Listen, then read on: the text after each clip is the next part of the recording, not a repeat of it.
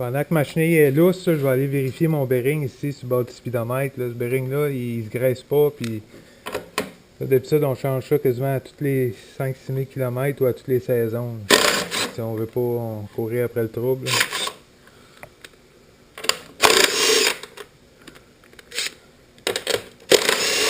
Comme on dit, quand on a les mains là, ça vaut pas la peine là, de sacrifier un bearing à 15$.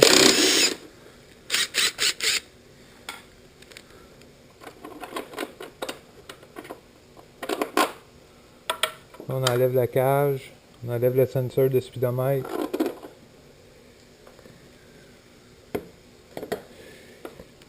Le bearing, lui, a deux barrures là, au côté avec des Torx T20. Fait que quand c'est pas trop jammé, là, on réussit à le sortir par ici en enlevant nos barrures, là, puis sans être obligé d'enlever le shaft là, au complet qui va dans le crankcase. Fait que on va débarrer des barrures en dedans. Bien nos barrures, là.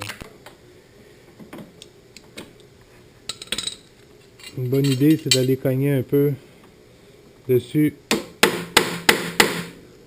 De dégourdir un peu là, en cas qu'elle soit jammée. Je sais que notre ratchet en main, mais on y va doucement.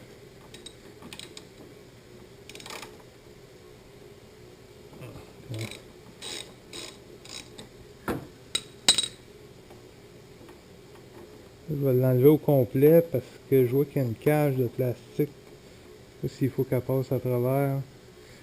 Je les enlève au complet. Ensuite, il y en a deux.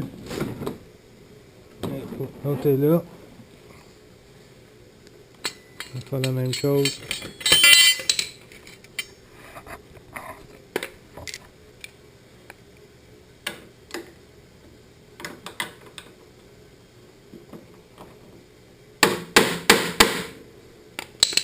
Mon ratchet.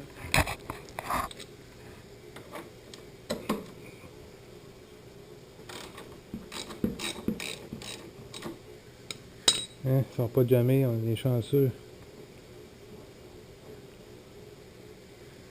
Le deuxième. Après ça, on vient enlever le capteur ici, les dents là, qui vont avec le capteur du speedomètre. On enlève ça. Là, d'un coup que les torques sont enlevés à l'intérieur, moi j'ai mis du lubrifiant dessus là, toute la nuit. Là, en tout cas, d'habitude il n'est pas jammé trop. On peut aller à l'intérieur, essayer de pousser avec une barre doucement.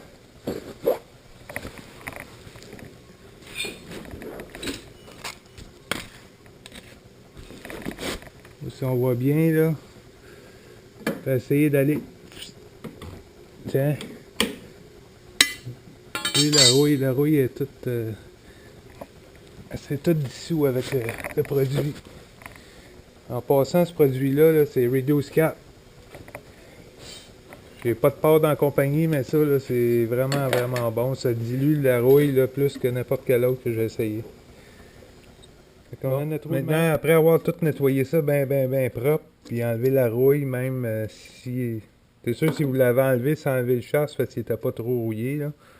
Mais le nettoyer bien comme il faut, puis s'assurer qu'il est bien propre.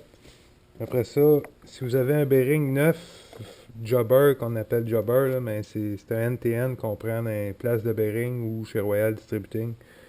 C'est le numéro ASS20 5NR. Ce bearing-là, ça fait la même job que lui d'origine, sauf qu'il vient avec une groove puis une clip, une barreuse qu'il faut enlever. Ça, on a juste à tirer sur une des extrémités avec une paire de pinces, puis ça s'enlève super bien. Après, on se retrouve avec notre bearing avec les mêmes dimensions que lui d'origine, puis avec les deux vis pour barrer.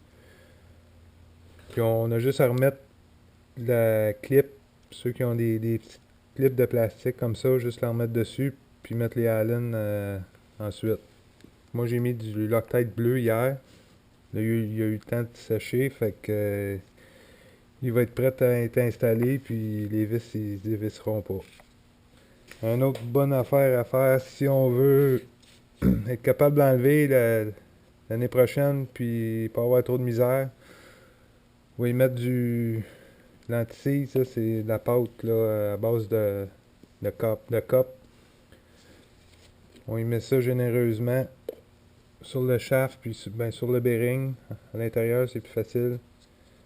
Ça va empêcher la rouille d'atteindre le métal.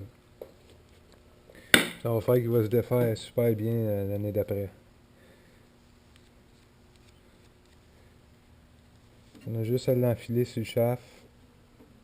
Doucement. Là, il faut venir soulever un peu le barbotin, là, la drive. Il faut venir le soulever un peu pour rentrer. Là, pour venir appuyer sur l'épaulement ici en dedans. Comme ça. On enlève l'excédent. Là, on est prêt à reboulonner le couvert. La petite plaque là, qui vient emprisonner la cage du bearing. Mon sensor, c'est pareil, c'est symétrique tout le tour. Là, fait que, on a un petit trou là pour un bearing qu'il faut. Pour un bearing, c'est un rivet, une tête de rivet là, puis là, il faut juste que les têtes de rivet y arrivent vis-à-vis un trou.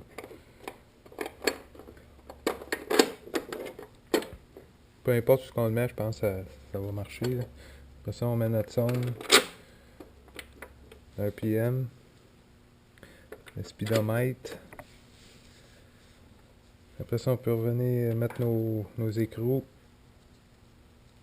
Serrer ça, ça doit être environ 30 newtons.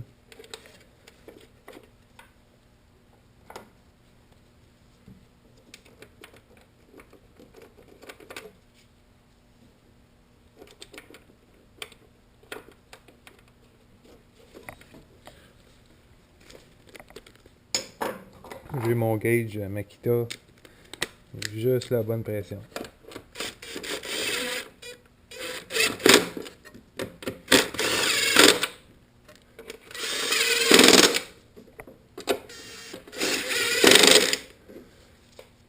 Là, je vais venir mettre ça avant de serrer pour aller plus loin. Là. Je vais venir mettre mon capteur. C'est la petite guille pour le capteur. Ouais, si la distance est bonne. J'ai mis un peu de Loctite bleu.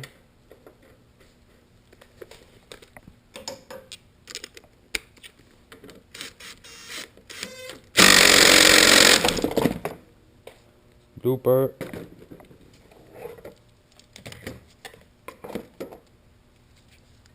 Je vois mon capteur, je vais venir le slacker, voir si je peux l'avancer le plus près possible.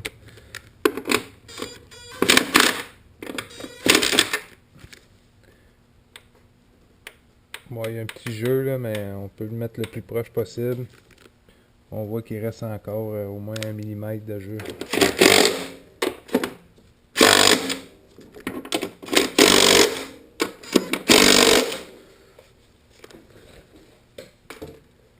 Il reste juste à aller barrer les deux petits Allen en dessous. Fait que, on est prêt à resserrer nos barreux. Avec du Loctite bleu, puis on vient juste le serrer avec un torque d'environ 3 bars.